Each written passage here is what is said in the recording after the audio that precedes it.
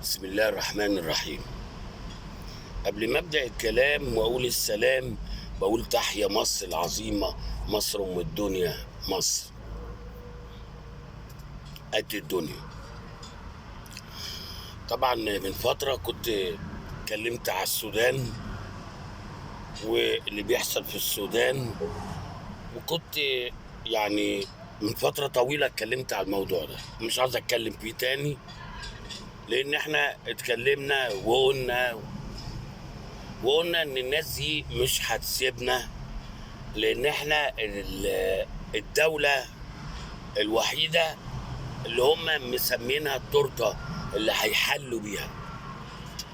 والمواطن لازم يبقى عارف، والمواطن لازم يبقى مدرك اللي بيدور. وطبعا النهارده يعني احنا بقينا في فوضى اسعار، فوضى اسعار.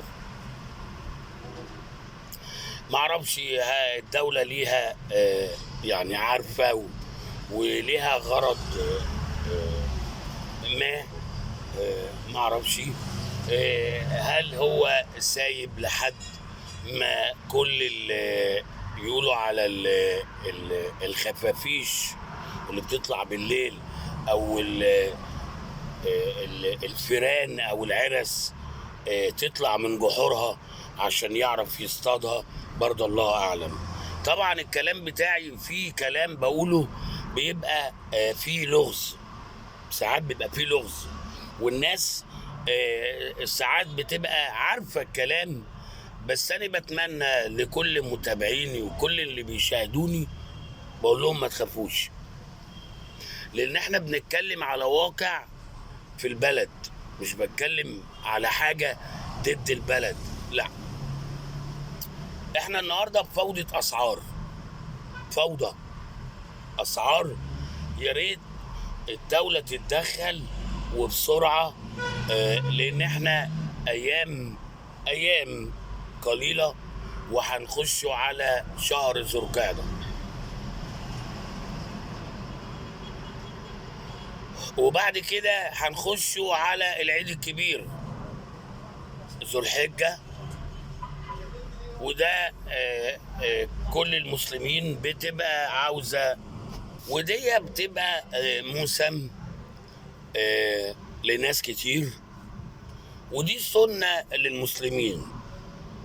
يعني حتى لو كل حتة لحماية كده اللي هي 40-60 جرام، مش هقول 80 جرام، 40-60 جرام كده، هو دي سنة. الصبح بعد الصلاة بيعملوا الفتة وكم حتة لحمة وبياكلوهم. طبعا حسبة لو كانوا الأسرة 4-5 أفراد، الله يكون في عون رب الأسرة، أو الله يكون في عون الزوج، قدروا اللي هم ال60 جرام دول يعني على الأكلة دي.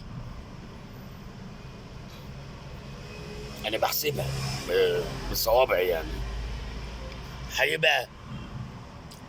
هيدفع له حوالي 600-700 جنيه التلات حتت لحمة دول.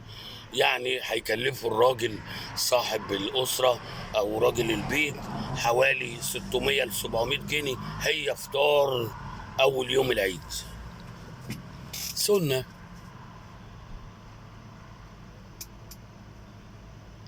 700-800 جنيه أول يوم العيد على 40-60 جرام لحمة، ودي هتبقى إرهاق إرهاق إرهاق إرهاق لبك الأسرة. بقول له سيادة الريس،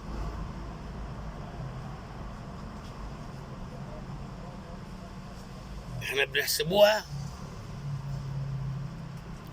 على 2 كيلو رز 70 جنيه، رغيف معمولاية دحدحاية بجنيه ونص الرغيف الناشف، يعني هيخش في 30 جنيه عيش. كيلو اللحمه ب 300 مش عارف 40 ولا 360. دول اللي هيبقوا 2 كيلو لحمه 700 جنيه. 2 كيلو رز ادي 770 جنيه. وعيش 790 جنيه. زي ما قلت حوالي 800 جنيه بعد صلاة العيد. كل واحد هياخد له معلقة. إذا كانت الدولة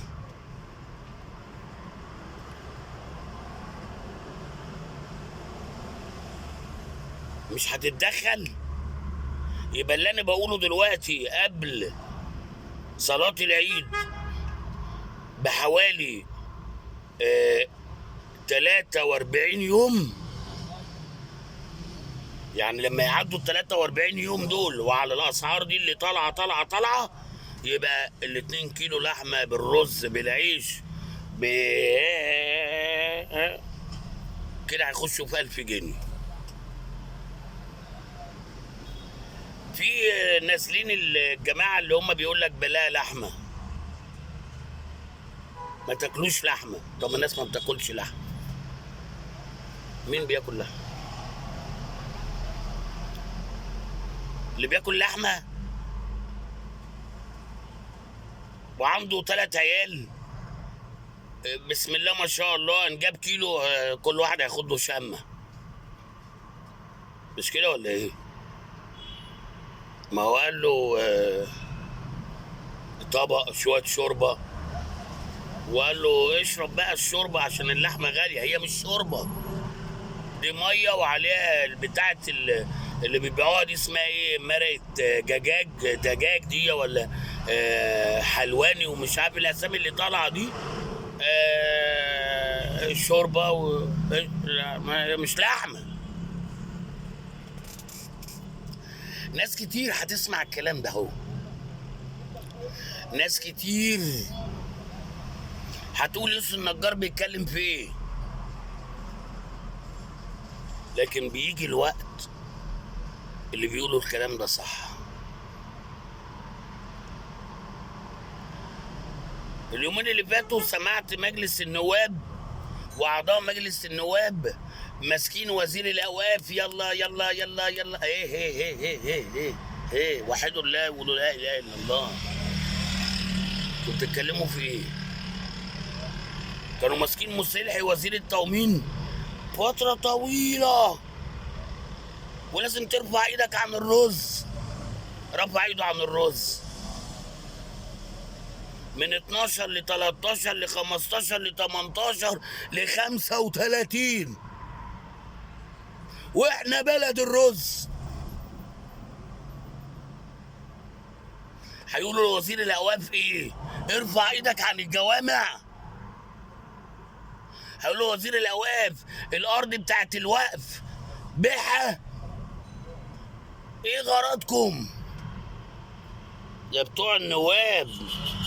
سمعت حته حلوه بيقول لك دوله بتاخد قروض.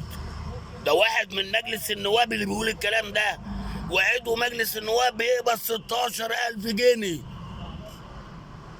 عشان يقف يمسك حته ورقه ويقول، عشان يقف يقول كلمتين، بياخد بدل سفر، بدل اقامه، بدل لبس، بدل قعده، بدل وقفه، بدل نبح صوت.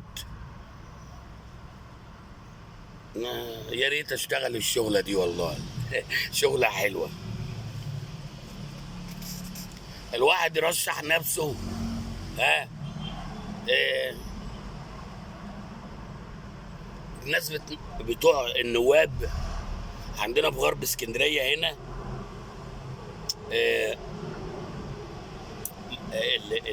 النجاح بتاع العدو محصور في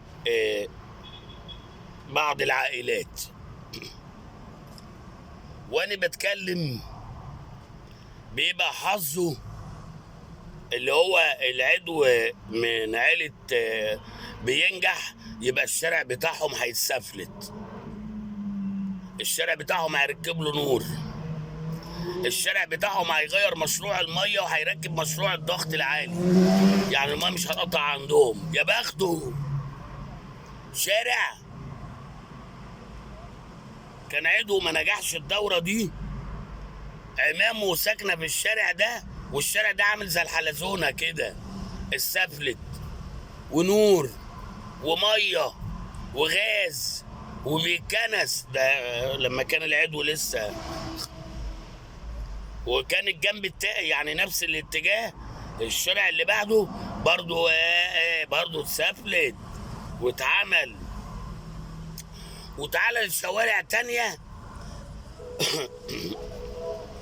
لمؤاخذة بتاع الكمامة بتاع الزبالة ما بيخشش حتى فيه، بياخدوا من هنا يرموا هنا.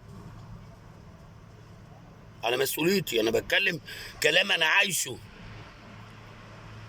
كلام انا عايشه. والله العظيم العرسة فيها بتاعت 50 سنتي، دماغها قد الارنب، الفار ديله بتاع متر ونص وراه.